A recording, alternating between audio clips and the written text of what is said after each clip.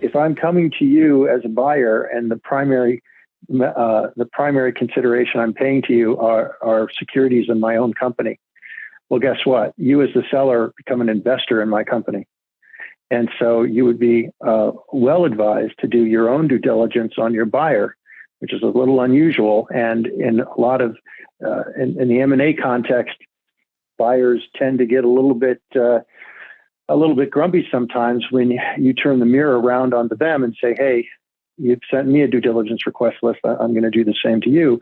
But in fact, that is something you are highly advised to do if what you're doing is getting paid not in cash, but in stock or securities of the buyer. And let's say it's not a complete change of control transaction. Let's talk briefly about joint ventures and strategic alliances, which is kind of a miscellaneous category of what people consider to be M&A alternatives. So when you have parties that don't agree on value, for example, I'm not going to buy you at the price you think you're worth, and you're not going to buy me at the price I think I'm worth. But we both agree that strategically it makes a lot of sense for us to work together. Well, that's when people start looking at alternative structures. They look at a joint venture where we work together in pursuing this particular business.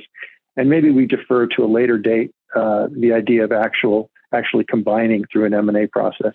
But even in that process, what you're doing is you're creating a new business venture with this other company, and you need to think through and do your own due diligence on them while they're doing it on you. Even if you're the seller. And I do think, by the way, we will see more of those types of transactions right now because, as we've said several times in this call, this is a challenging environment for cannabis. So when it's a challenging environment and people they don't have necessarily the ability to do the deals they want to do just in cash, you have to start thinking about doing them the hard way.